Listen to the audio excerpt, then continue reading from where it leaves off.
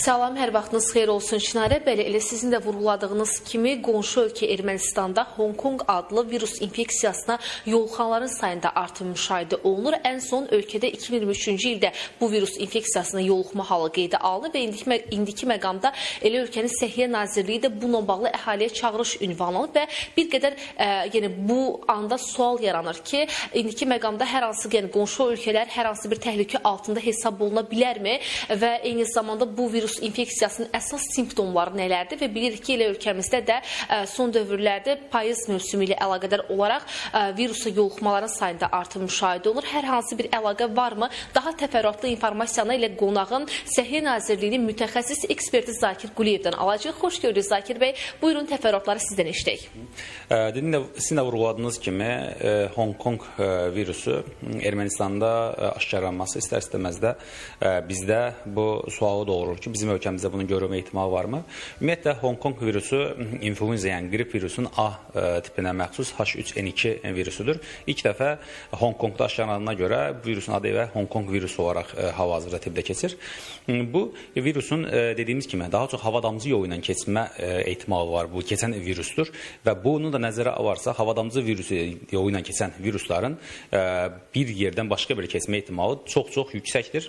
Ermənistanda olması bizim ölkəmizdə də bunun olma ehtimalını doğurur. Əlbəttə ki, bu təhlükə var. Amma bununla nəzərə alaq ki, bütün bunları nəzərə alaraq biz Səhiyyə Nazirliyi tərəfindən ölkəmizə qrip əleyhinə vaksin gətirilmişdir ki, artıq bu qrip əleyhinə vaksin influenzanın demək olar ki, bütün tiplərinə qarşı ciddi şəkildə qoruyucudur. Eləcə də bu Hong Kong virusuna qarşı. Ona görə də vətəndaşlar bu barədə narahat olmasınlar, qorxmasınlar. Qrip əleyhinə vaksin mütləq qoruyucudur bu etapda. Ona görə də dediyimiz kimi qrip əleyhinə vaksin vurduraraq bu qonşu ölkədə olan virusun bizə keçərsə belə təhlükəsini aradan qaldırmış olarıq ki, simptomları normal qriplə demək olar ki, eynidir. Yəni əsas nədir burada?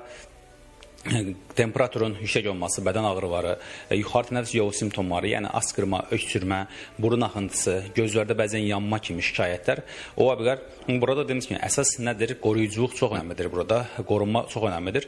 Burada təkrar vurğulayıram ki, ən doğru qorunma üsulu qrip əleyhinə, influenza əleyhinə qrip vaksinidir. Bundan başqa digər məsələlər var ki, şəxsi gigiyena əməl olması, özündə şikayət hiss edən insanların qoruyucu maskalardan istifadə edib mütləq özünü təcrid etmələri və bir də immun sistemin yerində olması vacibdir.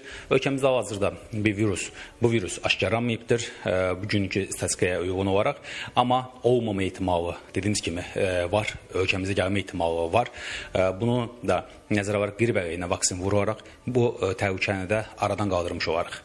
Təşəkkür edirəm. Çox sağ olun ətraflı məlumatları biz və tamaşaçılarımızla paylaşdığınız üçün. Bir də xatırladım ki, elə qonşu ölkə Ermənistanda Hong Kong adlı virus infeksiyasına yoluxma halı qeydə alınıb və indi sual yaranır ki, ölkəmizdə də qeydə alına bilərmi, yəni müşahidə oluna bilərmi? Elə bununla bağlı suallara da həkim terapeutimiz aydınlıq gətirdi və indiki məqamda da vaksin önəmlidir, çünki qriplə oxşar xüsusiyyətlər daşıyır. Çatdıra biləcəklərimiz də bu qədərdir. Söz yenidən sizdədir. Təşəkkürümü bildirirəm Rəqsanə məlumatı bizimlə bölüşdüyün üçün.